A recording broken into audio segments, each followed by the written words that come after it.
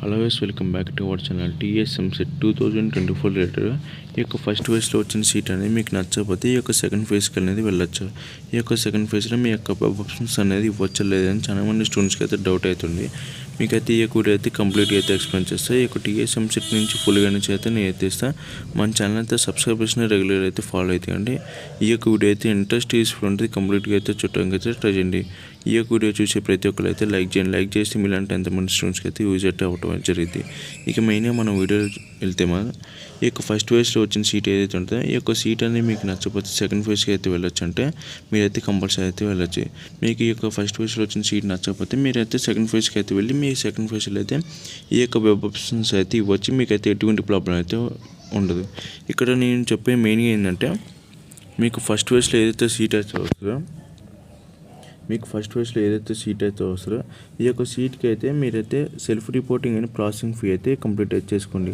ఈ యొక్క self reporting and processing fee అంటే ఈ యొక్క సీట్కి అయితే మీరైతే ఫీ అనేది పే చేసి ఈ యొక్క ఫస్ట్ ఫేజ్లో ఏదైతే సీట్ అయితే వస్తుందో ఈ యొక్క సీట్కి అయితే మీరైతే ఎంతైతే అలాట్మెంట్ మనీ ఉంటుందో ఈ యొక్క మనీ అయితే పే చేసి మీరైతే ఈ యొక్క సీట్ని అయితే కన్ఫర్మ్ అయితే చేసుకోండి. ఇక్కడ నేను ఎందుకు చదువుతున్నా మీకైతే తెలిసిద్ది.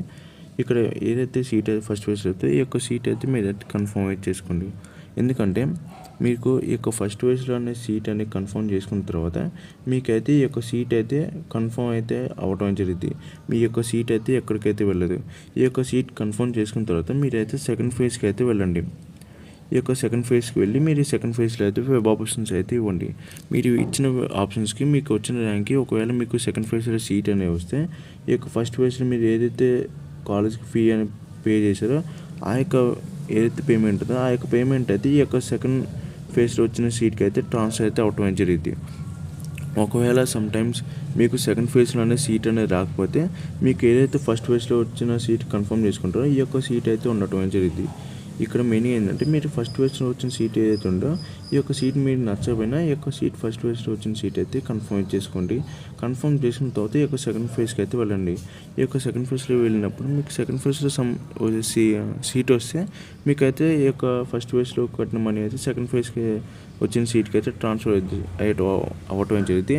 ఈ యొక్క సెకండ్ ఫేజ్లో ఏదైతే సీట్ అయితే వస్తుందో ఈ యొక్క సెకండ్ ఫేజ్లో వచ్చిన సీట్ అయితే మీకు కన్ఫర్మ్ అయ్యి ఈ యొక్క ఫస్ట్ ఫేజ్లో వచ్చిన సీట్ అయితే క్యాన్సిల్ అయితే అవ్వటం అవుతుంది.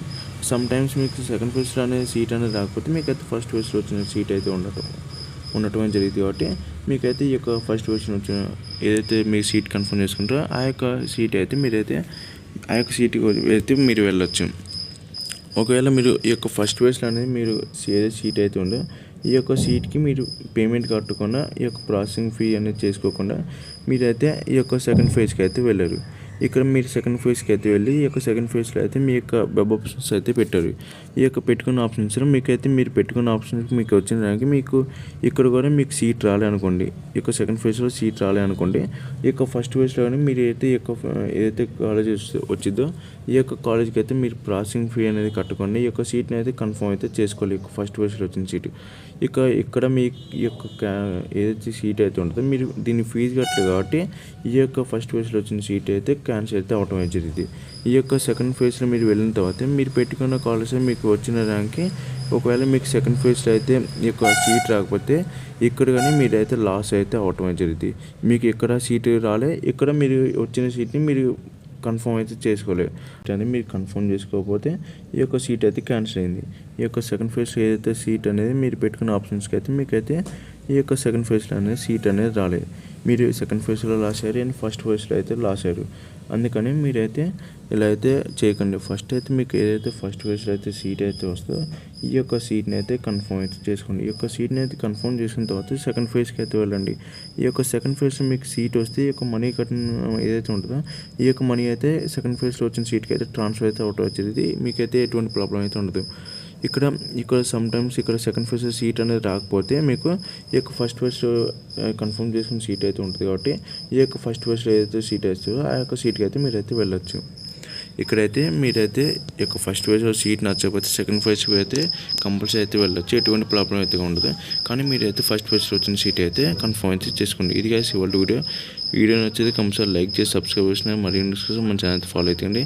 ఇంకెవరైతే మీకు ఎంసెట్ కౌన్సిలింగ్కి ఎవరైతే వెళ్ళారో వాళ్ళకి ఈ యొక్క వీడియో అయితే కంపల్సరీ అయితే యూజ్ అయితే అవ్వడం జరిగింది.